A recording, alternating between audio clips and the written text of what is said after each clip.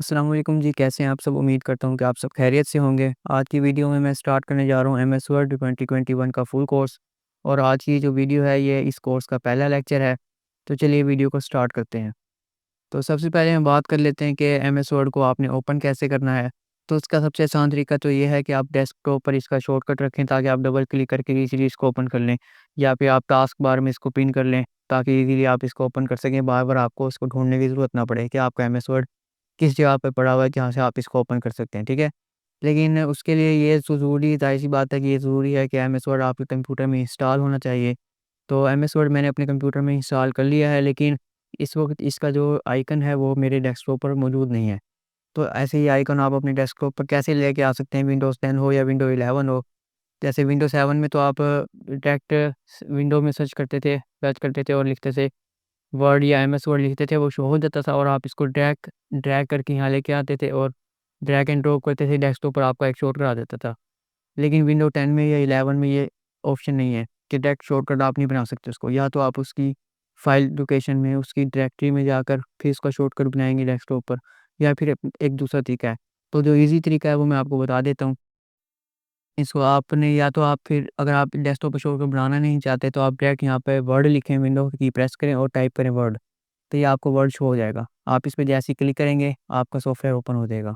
और दूसरा तरीका, अगर आप इसको डेस्कटॉप पर शॉर्टकट बनाना चाहते हैं, तो उसका तरीका ये है कि आप विंडो की प्रेस करें और टाइप करें वर्ड।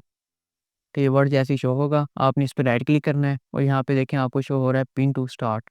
जैसे ही आप पिन टू स्टार्ट पे क्लिक करेंगे, उसके बाद आप दोबारा विंडो की प्रेस करेंगे या विंडो बटन पे क्लिक करेंगे माउस से, तो यहाँ पे आपको ये स्टार्ट में आपको ये शो हो जाएगा एमएस वर्ड का आइकॉन। अब यहाँ से आप इसको जैसे ही ड्रैग एंड ड्रॉप करेंगे डेस्कटॉप पर, तो यहाँ पे आपके पास एक शॉर्टकट आ जाएगा। इसके बाद जैसे ही अब मैं इसके ऊपर डबल क्लिक करता हूँ, तो ये देखिए मेरा सॉफ्टवेयर ओपन हो चुका है। और अगर आप इसको अपने टास्क बार में यहाँ पर भी पिन करना चाहते हैं, तो या तो आप इसको यहाँ से ड्रैग करके भी पिन कर सकते हैं, और दूसरा तरीका ये है कि आप स्टार्ट में जाएँ और यहाँ से भी इसको पिन कर सकते हैं। या फिर राइट क्लिक करेंगे, मोर में जाके पिन टू स्टार्ट का आपको पिन टू टास्क बार का ऑप्शन आपको मिल जाएगा यहाँ पर। तो आप देख सकते हैं कि हमारा जो एमएस वर्ड का शॉर्टकट था वो डेस्कटॉप पर आ चुका है। तो जैसे ही मैं इस पे डबल क्लिक करूँगा, तो ये हमारे पास सॉफ्टवेयर ओपन हो जाएगा। इसके बाद आज की वीडियो में जो है हम सिर्फ़ इसका इंटरफ़ेस कुछ स्टडी करेंगे कि इसमें कौन-कौन से ऑप्शन हैं, किस-किस तरीके से इसका इंटरफ़ेस है, इसको थोड़ा-सा एक्सप्लोर करेंगे। और इसके अलावा जो कुछ बेसिक और जो इम्पोर्टेंट ऑप्शन हैं, वो आज की वीडियो में हम थोड़ा-सा स्टडी करेंगे।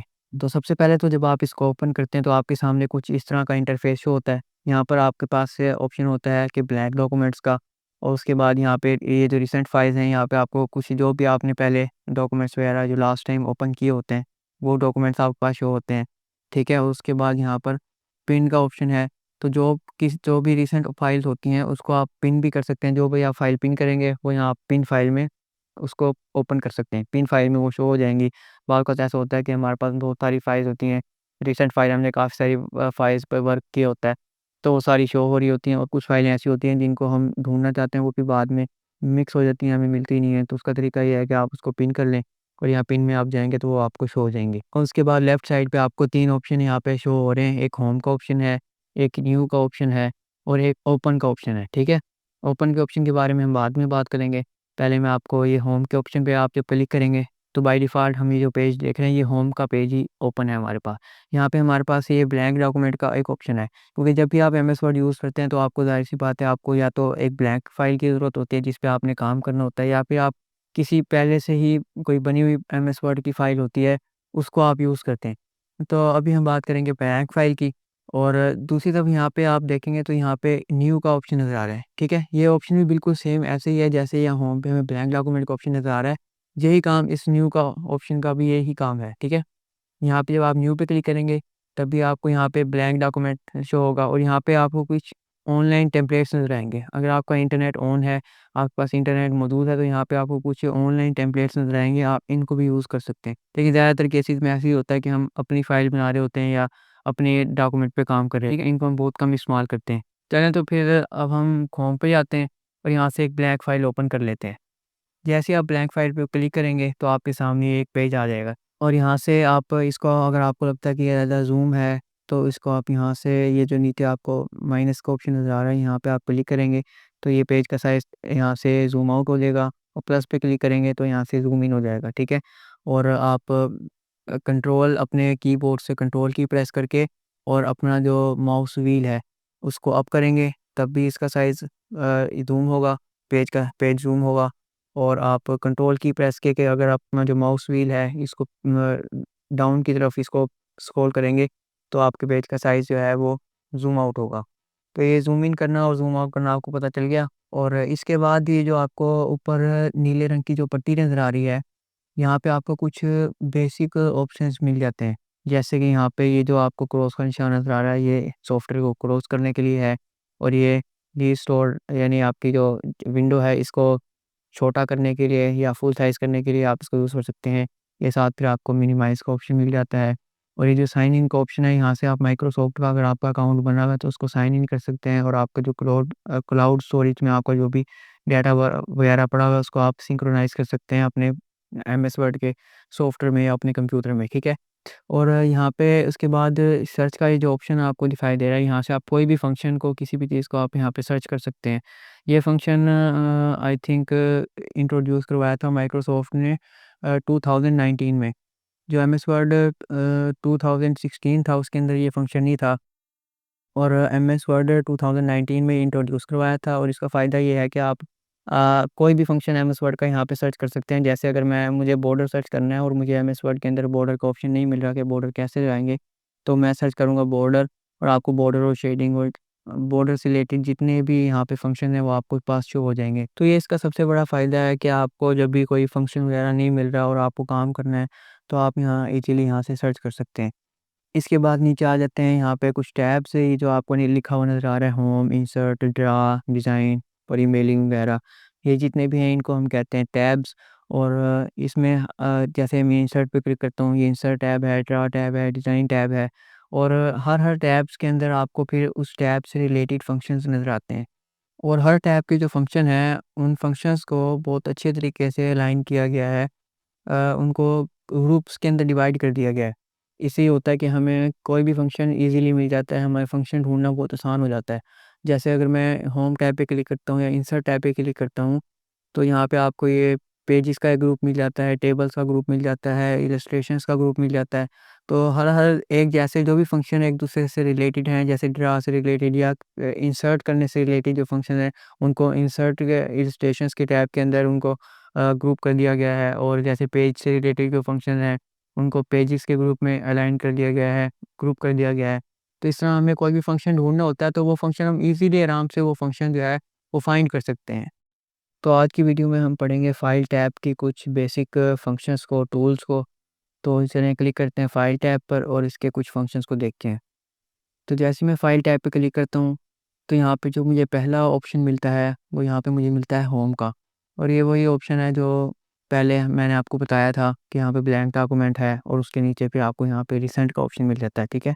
तो जैसे मैंने यहाँ पे एक रिसेंट फ़ाइल बनाई थी, तो ये रिसेंट में मुझे शो हो रही है, और उसके साथ यहाँ पे है पिन का ऑप्शन। अब यहाँ पिन में मेरे पास इस वक़्त कोई फ़ाइल नहीं है, और आपने अगर कोई फ़ाइल पिन में करनी है तो वो आप कैसे करेंगे? जैसे रिसेंट में मुझे यहाँ पर फ़ाइल शो हो रही है, आप इसके ऊपर जैसे ही अपना माउस लेके आएँगे, तो यहाँ पे आपको ये पिन का आइकन मिल जाएगा। इस पिन पे आप क्लिक करेंगे और आपकी जो फ़ाइल है वो पिन हो जाएगी। अब आप यहाँ पिन पर क्लिक करेंगे तो ये देखें, यहाँ फ़ाइल आपको यहाँ पे पिन पे शो हो रही है, ठीक है? और अगर यहाँ पे काफ़ी सारी फ़ाइल हों तब भी आप पिन पे क्लिक करेंगे तो आपको ये फ़ाइल शो हो जाएगी। उसके बाद जो हमारे पास दूसरा ऑप्शन है, वो न्यू का है। ये ऑप्शन भी हम पहले स्टडी कर चुके हैं कि ब्लैंक डॉक्यूमेंट बनाना है या फिर कोई पहले से जो बने बनाए टेम्पलेट्स हैं उनमें से किसी को यूज़ करना है, तो ये भी आप जानते हैं। उसके बाद ये है फिर ओपन का ऑप्शन। ये मैंने आपको कहा था, ये मैं बाद में बताऊँगा, तो अब इस पे बात कर लेते हैं। ओपन का ऑप्शन ये है कि अगर आपके पास पहले से कोई फ़ाइल पड़ी हुई है, कोई आपके कंप्यूटर में कोई एमएस वर्ड की फ़ाइल है और आप उस फ़ाइल को यूज़ करना चाहते हैं, तो उसके लिए ये फिर हम ओपन का ऑप्शन यूज़ करते हैं। आप यहाँ पे फ़ाइल टैब पे आएँगे, यहाँ आप ओपन पे क्लिक करेंगे और यहाँ पे आपको लिखा हुआ नज़र आ रहा है ब्राउज़, ठीक है? आप यहाँ ब्राउज़ पे क्लिक करेंगे। जैसे ही आप ब्राउज़ पे क्लिक करेंगे तो आपके सामने इस तरह का डायलॉग बॉक्स ओपन होगा।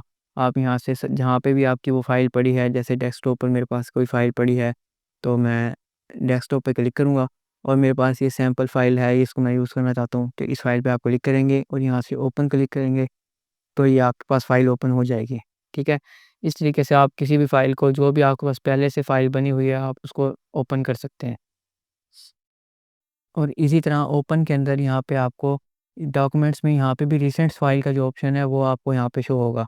यहाँ से आप किसी भी, जो भी आपने पहले फ़ाइल बनाई होंगी, रिसेंट फ़ाइल्स होंगी, वो यहाँ पे आपको शो होंगी। जैसे सैंपल फ़ाइल हमने रिसेंटली फ़ाइल हमारी है तो वो यहाँ पे शो हो रही है। और यहाँ पे फिर आपको फ़ोल्डर्स मिल जाते हैं कि जिन फ़ोल्डर्स में आपकी फ़ाइलें पड़ी हैं, आप उन फ़ोल्डर्स के अंदर से भी फ़ाइलें ले सकते हैं। उसके बाद हम बात कर लेते हैं यहाँ पर सेव और सेव एज़ की, कि सेव क्या है और सेव एज़ क्या है। अक्सर लोग यहाँ पर कन्फ्यूज़ हो जाते हैं कि सेव क्या है और सेव एज़ क्या है। तो याद रखें कि जब भी आपने फर्स्ट टाइम किसी फ़ाइल को सेव करना है, तो आप सेव एज़ पर क्लिक करेंगे। जैसे मैं अभी अपना एमएस वर्ड को क्लोज़ करता हूँ और यहाँ पर मैं अगेन इसको ओपन करता हूँ और यहाँ पे मैं एक ब्लैंक डॉक्यूमेंट लेता हूँ, ठीक है?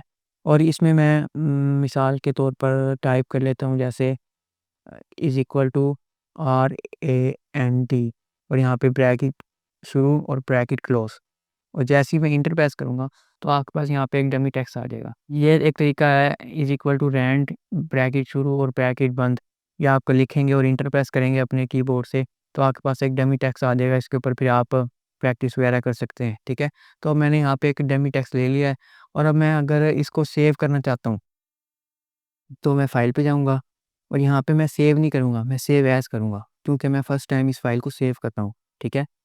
और अगर आप इस पे सेव पे क्लिक करते भी हैं, तो ऑटोमेटिक आपको सेव एज़ के ऑप्शन पे लेके जा रहा है कंप्यूटर। जैसे मैं सेव पे क्लिक करता हूँ, तो ये मुझे सेव एज़ के ऑप्शन पे शो कर रहा है, हाइलाइट सेव एज़ का ऑप्शन हो रहा है। तो आप जब भी आपके फर्स्ट टाइम किसी फ़ाइल को सेव करना चाहते हैं, तो आप सेव एज़ पे क्लिक करेंगे और यहाँ पे उसी तरह जिस तरह ओपन में हम ब्राउज़ करते हैं, वही ऑप्शन हमें यहाँ पे शो हो रहे हैं। यहाँ पे आप ब्राउज़ पे क्लिक करेंगे और आप फिर यहाँ पे आपको उसी तरह ही डायलॉग बॉक्स ओपन होगा। आप यहाँ पे जहाँ पे इस फ़ाइल को सेव करना चाहते हैं, वो लोकेशन सेलेक्ट करेंगे। मैं डेस्कटॉप पे सेव करना चाहता हूँ, तो इसको डेस्कटॉप पे क्लिक करूँगा और यहाँ पे मैं इसका नाम दूँगा फ़ाइल का। जैसे मैं फिर दे देता हूँ कि टेक्स्ट के नाम से मैंने इस फ़ाइल को सेव किया और यहाँ पे मैं सेव पे क्लिक करूँगा, तो मेरी फ़ाइल सेव हो जाएगी, ठीक है? यहाँ पे आपको लिखा हुआ भी शो हो रहा है कि टेक्स्ट के नाम से सेव टू दिस पीसी, ये फ़ाइल आपकी सेव हो चुकी है। ओके, अब मैं इसको क्लोज़ कर सकता हूँ ईज़िली, मेरा जो डाटा है वो सेव रहेगा, डाटा डिलीट नहीं होगा नेक्स्ट टाइम जब मैं इसको ओपन करूँगा। तो मैं इसको क्लोज़ करता हूँ, तो ये देखिए डेस्कटॉप पे आपको ये टेक्स्ट नाम की फ़ाइल शो हो रही है। ओके, अब आप इसको ओपन करेंगे तो जहाँ से आपने क्लोज़ की थी, जिस टाइम आपने इसको सेव किया था, वहीं से आपका जो है वर्क वहाँ से कंटिन्यू हो जाएगा। और इसके बाद अगर मैं इसमें कुछ चेंज करता हूँ, जैसे मैं इसको कॉपी कर लेता हूँ और कॉपी मैंने इसको कर लिया। अब मैं इसको अब मैं अगर इस फ़ाइल को क्लोज़ करता हूँ, तो ये मेरे से पूछा है कि आपने इसको सेव करना है या सेव नहीं करना, तो आप डोंट सेव करेंगे तो आपकी फ़ाइल सेव नहीं होगी, ऐसे ही क्लोज़ हो जाएगी। अगर मैं इसको डोंट सेव करता हूँ और दोबारा इसको ओपन करता हूँ, तो आप देख सकते हैं कि जहाँ से मैंने सेव नहीं की, तो ये फ़ाइल सेव हुई नहीं, जहाँ से पहले जिस तरीके से फ़ाइल थी वैसी ही फ़ाइल है। जो मैंने इसमें चेंजेज़ किए थे, वो चेंजेज़ मुझे यहाँ पे शो नहीं हो रहे। अब अगर मैं इसको दोबारा से इसमें कोई चेंज करता हूँ और इसके बाद अगर मैं चाहता हूँ कि मैं इसको क्लोज़ करूँ, तो ये फ़ाइल मेरी सेव भी हो जाए और नेक्स्ट टाइम जब मैं इसको ओपन करूँ तो वो यहीं से कंटिन्यू हो और मेरे जो चेंजेज़ हैं वो चेंजेज़ मेरे सेव रहें। तो उसके लिए आप यहाँ फ़ाइल में जाएँगे और यहाँ पे आप इसको क्लिक कर देंगे सेव पर। सेव पे क्लिक करेंगे तो आपकी फ़ाइल सेव हो जाएगी, ठीक है? और अगर मैं इसमें, और दूसरा तरीका ये है कि अगर मैं इसमें मज़ीद कुछ चेंजेज़ करता हूँ, आपको दिखाने के लिए, मैंने मज़ीद इसमें कुछ चेंजेज़ किए, कुछ मज़ीद डाटा मैंने लिखा। तो अगर आप यहाँ से बार-बार फ़ाइल से जाके इसको यहाँ से सेव नहीं करना चाहते, तो आप इस पे कंट्रोल एस प्रेस करेंगे, अपने कीबोर्ड से कंट्रोल का बटन प्रेस करेंगे और साथ आप एस की प्रेस करेंगे, तो आपका जो है वो सेव हो जाएगा। ओके? और दूसरा तरीका ये है कि अगर आप यहाँ क्लोज़ करेंगे, तब भी यहाँ पे आपको वो पूछेगा कि आपने इसको सेव करना है या डोंट सेव करना है। तो आप इसको सेव पे क्लिक करेंगे तो आपकी फ़ाइल सेव हो जाएगी। और यहाँ पे ऊपर ये ब्लू रंग का जो आपको रिबन नज़र आ रहा है, इसके अंदर आप देखें तो यहाँ पे टेक्स्ट लिखा हुआ है, लेकिन यहाँ पे सेव नहीं लिखा हुआ। अब मैं अगर अपने कीबोर्ड से कंट्रोल एस प्रेस करता हूँ, तो यहाँ पे सेविंग हुआ और यहाँ पे सेव टू दिस पीसी लिखा हुआ आ गया। जैसे ही अब मैं इसके अंदर ये कोई भी चेंजेस करता हूँ, तो यहाँ पे आप देखें टेक्स्ट दोबारा से सेव टू दिस पीसी नहीं लिखा हुआ। इसका क्या मतलब है कि हमारी जो फ़ाइल है वो सेव अभी तक नहीं हुई, जो भी हमने इसमें चेंजेस किए हैं वो सेव नहीं है। अगर आपका कंप्यूटर बंद हो जाता है, शट डाउन हो जाता है या आप इस फ़ाइल को बंद कर देते हैं, तो आपका जो डाटा है वो सेव नहीं होगा। इसके बाद जो अगला ऑप्शन जो फ़ाइल टैब में है, वो हमारे पास ऑप्शन आ जाता है एक्सपोर्ट का, ठीक है? एक्सपोर्ट से पहले प्रिंट का ऑप्शन भी है, लेकिन प्रिंट का ऑप्शन जो है वो उस टाइम काम करेगा जिस टाइम आपके पास कोई प्रिंटर होगा। इसके बारे में डिटेल से आपको बताऊंगा। तो फिलहाल हम आज की वीडियो में एक्सपोर्ट के बारे में बात करते हैं और वीडियो को वाइंड अप करते हैं। बाकी जो इसके जो ऑप्शन हैं, जो रिमेनिंग ऑप्शन है, उनकी बात हम अगले लेक्चर में करेंगे। तो उसके बाद जब आप एक्सपोर्ट पे क्लिक करते हैं तो यहाँ पे आपको यहाँ पे क्रिएट पीडीएफ का ऑप्शन मिल जाता है। यानी कि अगर आपके पास कोई भी फ़ाइल है, जैसे मेरे पास ये फ़ाइल है और मैं चाहता हूँ कि मेरी ये जो फ़ाइल है इसको मैंने पीडीएफ फॉर्मेट में सेव करना है। तो उसके लिए आप फ़ाइल पे क्लिक करेंगे, एक्सपोर्ट पे क्लिक करेंगे और यहाँ क्रिएट पीडीएफ पे क्लिक करेंगे। उसके बाद फिर आपसे लोकेशन पूछेगा कंप्यूटर कि आपने इसको कहाँ पे सेव करना है। जैसे मैं डेस्कटॉप पे सेव करता हूँ और इसका नाम मैं टेक्स्ट ही रहने देता हूँ और यहाँ पे मैं जैसे ही पब्लिश पे क्लिक करूँगा तो मेरा पीडीएफ सेव हो जाएगा। ये आप देख सकते हैं कि मेरा जो पीडीएफ है ये ओपन हो चुका है ब्राउज़र के अंदर पीडीएफ में। और डेस्कटॉप पे अगर हम जाएँ तो डेस्कटॉप पर भी ये देखें आपको पीडीएफ फाइल नज़र आ रही है, आप इसको ओपन कर सकते हैं। आप चाहे कोई भी आपके पास पीडीएफ एडिटर है उसमें ओपन कर सकते हैं, गूगल क्रोम में ओपन कर सकते हैं या कोई भी आपके पास फॉर्मेट है उसमें आप ओपन कर सकते हैं। अगर मैं इसको ज़ूम इन करूँ तो ये देखें यहाँ पे पीडीएफ है, बिल्कुल ये ब्लर नहीं हुआ। तो इस तरीके से आप आसानी से एमएस वर्ड की किसी भी फाइल को पीडीएफ में सेव कर सकते हैं। तो चलिए आज की वीडियो को यहीं पर वाइंड अप करते हैं। तो आज की वीडियो में आपने सीखा कि कैसे आप एमएस वर्ड को ओपन कर सकते हैं, क्लोज़ कर सकते हैं या फिर आप कैसे एक न्यू फाइल बना सकते हैं। किसी भी आपने कोई भी पहले से फाइल बनाई हुई है एमएस वर्ड की, आपने उसके ऊपर वर्क करना है तो उसको आप ओपन कैसे कर सकते हैं, किसी भी न्यू फाइल को सेव कैसे कर सकते हैं। और दूसरी चीज़ जो मैंने आपको बताई है कि आपने अगर फर्स्ट टाइम किसी भी फाइल को सेव करना है तो आप सेव एज़ करेंगे और नेक्स्ट टाइम उस फाइल को आप सेव करेंगे। और एक और जो इम्पोर्टेंट चीज़ मैं आपको बताना चाहता हूँ कि अगर मेरे पास ऐसी ये फ़ाइल है और मैं कंट्रोल एस प्रेस करता हूँ या सेव करता हूँ तो ये फ़ाइल उसी फ़ाइल के अंदर जो भी मैंने चेंजेस किए हैं वो सेव हो जाएँगे। लेकिन अगर आप ऐसा चाहते हैं कि आपके पास ये जो फ़ाइल है, ये फ़ाइल भी आपकी एज़ इट इज़ रहे, चेंज ना हो और आप यहाँ पे अगर कुछ चेंजेस करते हैं, जैसे अगर मैं यहाँ पे कुछ डाटा डिलीट कर देता हूँ, मैं कहता हूँ अगर मैंने ये फ़ाइल मेरे पास एक अलग से एक और फ़ाइल बन जाए, तो वो आप फ़ाइल कैसे बनाएँगे? उसके लिए आप फाइल पे क्लिक करेंगे और यहाँ से सेव एज़ पे क्लिक करेंगे और यहाँ से ब्राउज़ करेंगे और यहाँ डेस्कटॉप पर जाएँगे। यहाँ पे मैं लिख देता हूँ टेक्स्ट 2 लिखा और मैंने यहाँ पे सेव किया तो मेरी फ़ाइल सेव हो गई। अब इससे क्या होगा? इससे ये होगा कि मेरे डेस्कटॉप पर यहाँ पे 2 फाइलें आ जाएँगी। पहली जो मेरी टेक्स्ट फ़ाइल है इसको अगर मैं ओपन करता हूँ तो ये वही वाली फ़ाइल है जिसके अंदर मेरे पास ज़्यादा डाटा है। और दूसरी जो टेक्स्ट 2 के नाम से मेरे पास फ़ाइल है उसमें ये है कि जो मैंने डाटा डिलीट कर दिया था वो मेरे पास न्यू फ़ाइल आ गई।